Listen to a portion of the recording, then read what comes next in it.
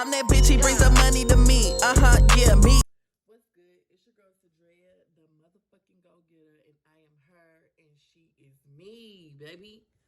So today, this week, I'm just gonna do a little story time about how I used to sell my ass. Okay. So, first things first. I haven't really told you guys much about me, and I don't plan on to, because I want you guys to watch more of me before I start spilling beans about myself. But I can tell you guys a little story that may help some people out there that's battling with, yeah, this sounds crazy, but yeah, battling with prostitution. So I have had my fair share of men who likes to spend money on women, men, sexual favors. We're all grown here. So first off, let me tell you guys, this is to bring like more of an awareness, because like I'm not trying to act like I'm better than anybody, but I have overcame a lot, and I'm very, very strong to be coming here to talk to you guys about this. This is the story time part 1, because it's probably going to be a part 2, because I'm not going to give much detail. But what I can tell you guys is that I'm gonna keep it 100 with you guys. These girls that are out here saying like, oh, I'm a sugar baby and I made $1,500 off of this, and I've had this man buy me, men paid me, and the typical female that's really not doing anything, but like lowballing herself. She doesn't know her worth. I'm not saying that every person that escorts or prostitute don't know their worth, because some people honestly do it for a business. Some people do it just to say they're doing it, and some people are doing it to do it, just to do it because they hear it in songs, which is very sad and very stupid, because half of the people that you guys are listening to, like the city girls, the truth is niggas aren't buying them bags like that. Don't you guys see this? Don't you guys see, like, if these bitches really was getting, money from guys like they are, they wouldn't even have to talk about it. You know what I mean? So, back to what I was saying. So let me just call it companion. I did companionship for about 4 years, okay? Being a person that's coming from where I'm from the bottom of the United States. I'm still scraping for pennies. But there was a time in my life when I got kicked out of my house with my family, and I was alone, and I had to figure shit out.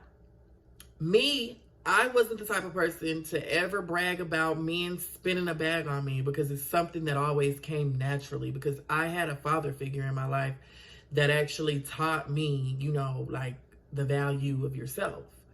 But when emergencies do happen, and when you are led down a path, I feel like the reason I've been through what I've been through is so I can come here and tell you guys. But once you've been led down a path, basically, let me start it. I had a friend. I moved from a part of the States to another part of the States, and I lived with my friend and her mom.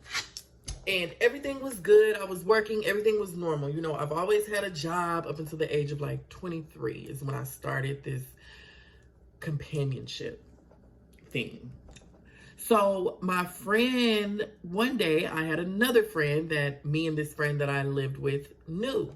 She came and she brought awareness to me.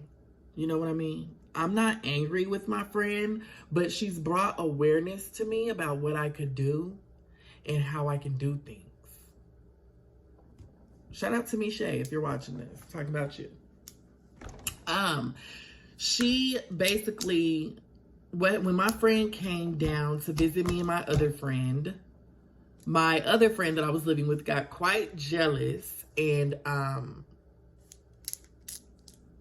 some things have transpired between me and her that was just like, from before my friend came from Seattle, I already knew this girl was not my friend. At this point, I was just living with her because I needed somewhere to stay, and her mom was really sweet and I loved her mom. Me and her mom, I wish I could still befriend her mom, but being that I'm not cool with her daughter, or it's not that I'm not cool with her daughter, it's the fact that I don't want to hang around her daughter because I'm a grown person now and I see what I'm more mature.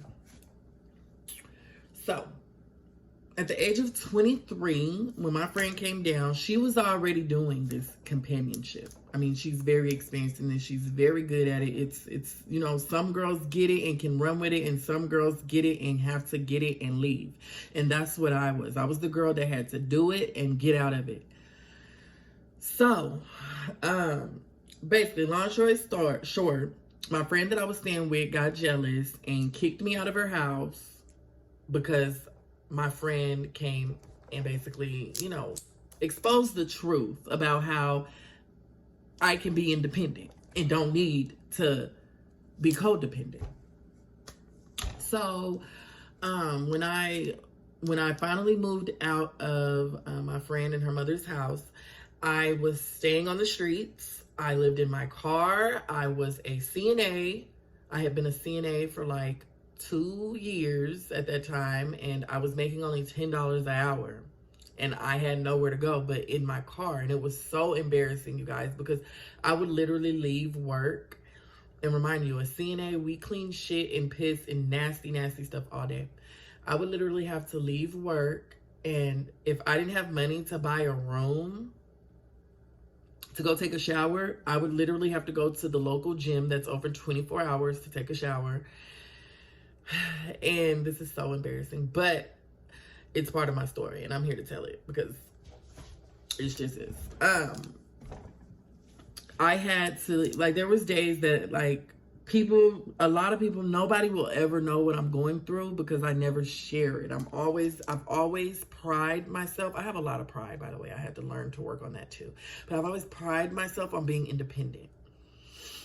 And so I got really tired, you guys. Like, I was working doubles, like busting my fucking ass, you guys. Like, being a CNA and working 16 hours a day, like 5 times a week, 16s, you're burnt the fuck out. Your body hurts. You're about to go crazy, you know?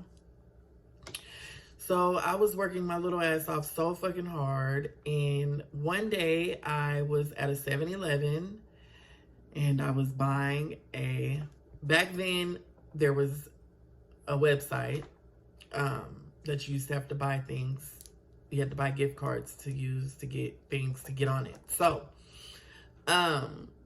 I was at the 7-Eleven buying one of those, and I went to my car and I was getting ready to buy my little coins, you know, and I seen a letter on my door, and so I'm like, okay. I took the letter off the door and I read it, and it was like, hello, I find you very cute. Here's my number. Give me a call sometime. I'm like, what the fuck? So I gave this phone number a call, and it was a black man's voice on the other line. Remind you, I'm in Oak Cliff. I was in Oak Cliff, Texas at this time. So I read the letter. I called the man. Come to find out, he ended up being a physical therapist. Okay. What the fuck? The physical therapist, you guys, like, there's ants. So, anyway, the physical therapist, he basically was telling me, like, he liked what he's seen, and I'm like, okay, do you know what's up with me? And I told him, and he's like, yeah, I'm fine with that and all of that. And so that was the first guy that I ever considered myself being in companionship with, because he invited me over to his house, and I'm like, okay, well, I don't really have anywhere to go. I don't live anywhere right now. So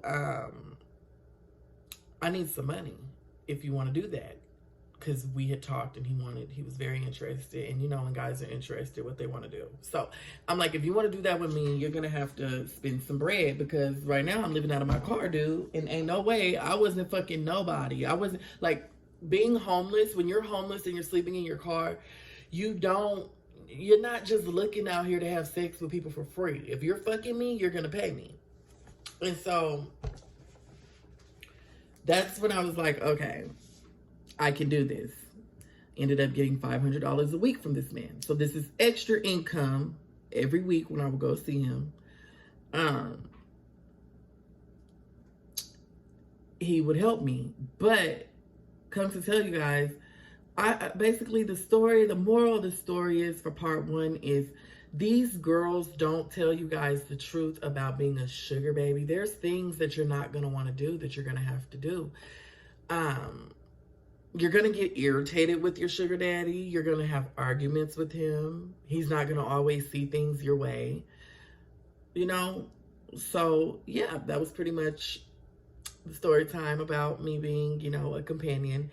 And it'll be a part two. If you guys like this one, comment down below and let me know. Throw that ass back up and get ratchet. Now throw it back for them rats and get ratchet. Do the split for them stacks and get ratchet.